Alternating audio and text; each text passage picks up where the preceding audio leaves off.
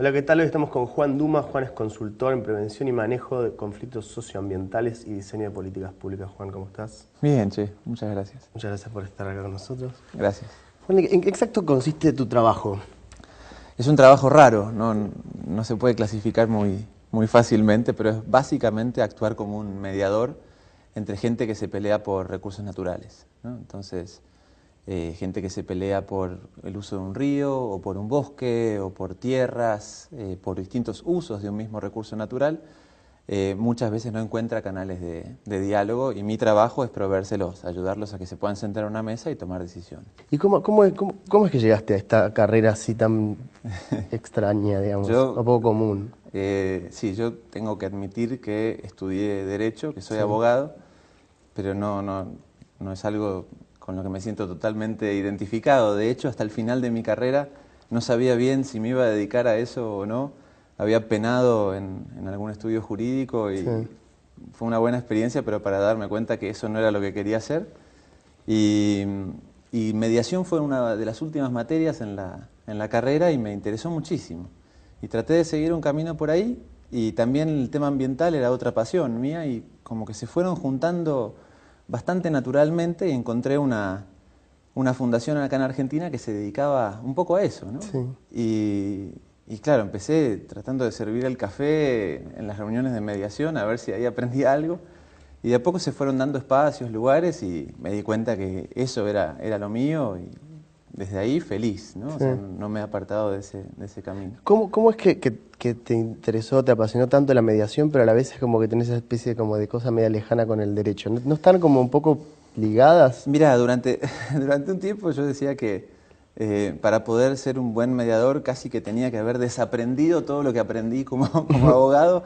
Ahora creo que no es tan así, o sea, creo que el derecho te ofrece algunas herramientas importantes, pero para ser mediador yo creo que hoy podría haber sido sociólogo, psicólogo, antropólogo, es decir, distintas carreras te dan distintas herramientas para ser mediador, pero cuando yo empecé a estudiar no existía la carrera de mediación, no existía esta profesión que yo tengo hoy como algo de lo que podías vivir, entonces es algo que yo creo que se puede construir desde distintas disciplinas. ¿Cómo es exactamente, si pudieras, digamos, al principio, cómo ha evolucionado la idea, la metodología de la resolución de conflictos? Sí, es un tema bien complicado, es bien polémico. Por lo menos acá en Argentina lo que pasó fue que la mediación nació como una suerte de alternativa a los juicios, ¿no? Entonces se hizo muy conocida porque hubo una ley que la estableció de manera obligatoria. Vos antes de ir a un juicio tenías que ir ante un mediador, ¿no? Para ciertos tipos de casos de conflicto.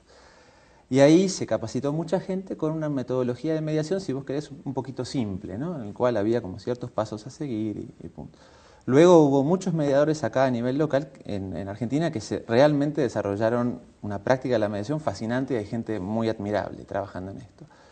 Pero cuando vos llevas la metodología de la mediación de casos privados, si vos querés, ¿no? Un deudor y un acreedor, a espacios públicos, donde lo que se debate es el ambiente, el derecho a la vida de cierta gente, un sector económico y su viabilidad, no podés aplicar lo mismo que se aplicaba entre un deudor y un acreedor. Pasan muchas cosas más. Entonces también así como uno va haciendo camino al andar para encontrar tu carrera, vas aprendiendo en términos metodológicos, ¿no? Y te das cuenta, yo creo que uno de los aprendizajes más importantes es que si vos tratás de ser un mediador neutral en conflictos ambientales, vas a tener un montón de problemas éticos, porque los conflictos ambientales involucran gente que está en situación de vulnerabilidad, mucha asimetría de poder con gente que tiene muchísimo dinero y muchísimos recursos, y si vos tratás de jugar un rol neutral, hay alguien que va a salir perdiendo. Hoy en día, ¿cuáles son exactamente de ejemplos, por ejemplo, de Casos, si casos? vos Sí, querés. ejemplos, por Mirá, ejemplo. se me vienen varios a la mente. Uno que me acuerdo ahora es en el sur de Ecuador, donde estoy viviendo ahora, donde con el afán de detener avance de operaciones mineras, es decir, había una zona que había sido como cuadriculada para que se desarrollara ahí la minería, un sector del ambientalismo ecuatoriano promovió muy rápidamente la creación de un área protegida en esa zona, que no te imposibilitaba la minería, pero te la hacía un poquito más difícil.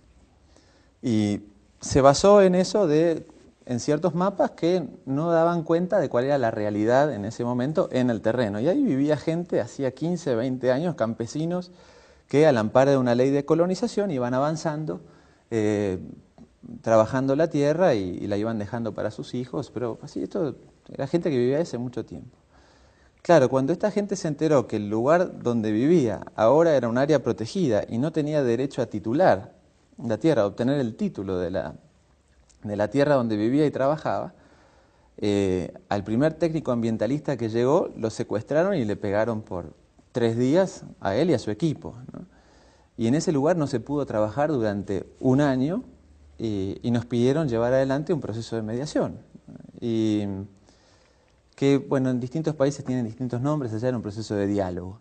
Y llevamos adelante ahí un proceso muy complicado con gente que no tenía nada que perder, digamos. O sea, esto era todo para ellos en su vida y logramos un acuerdo después de un rato largo de diálogo en el cual había que redefinir el área, dejar por fuera del área a la gente que tenía tierras ahí hace un montón de tiempo, donde había que compartir el uso de ciertas zonas que no estaban ocupadas por nadie, cosas que nunca se habían considerado y que probablemente si se hubieran hecho de esa manera, de una manera participativa y dialogada desde el principio, la gente hubiera dicho, bueno, por ahí acá podemos crear un área protegida.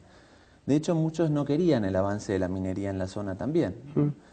Entonces, bueno, ese es un caso Claro. que recuerdo. ¿Y el rol de ustedes cuál es, por ejemplo, en ese caso? ¿Es ir y hablar más que nada con la gente que está viviendo ahí, en representación? ¿A vos te llaman los que están viviendo ahí o te llama la empresa? Mirá, en general te llama la autoridad pública que tiene que tomar una decisión y no sabe Claro. qué hacer en ese caso, ¿no? Tiene una papa caliente en la mano, entonces te dice, mira, yo tengo una ley de minería que me dice que acá tenemos que avanzar en la minería, tengo una ley de bosques que me dice que tengo que proteger esto, tengo una ley de colonización que me dice que la gente tiene la razón. ¿Qué hago? Y lo que nosotros hacemos es ayudarle a esta autoridad a que convoque un proceso de diálogo. Si no reemplazamos a la autoridad, a los mediadores, sino que más bien le ofrecemos la posibilidad de que convoquen un espacio de diálogo donde la gente va a tener ciertas reglas claras de participación, donde lo que allí se acuerde va a tener un impacto muy claro, va a ser asumido por el tomador de decisiones como su decisión. Claro.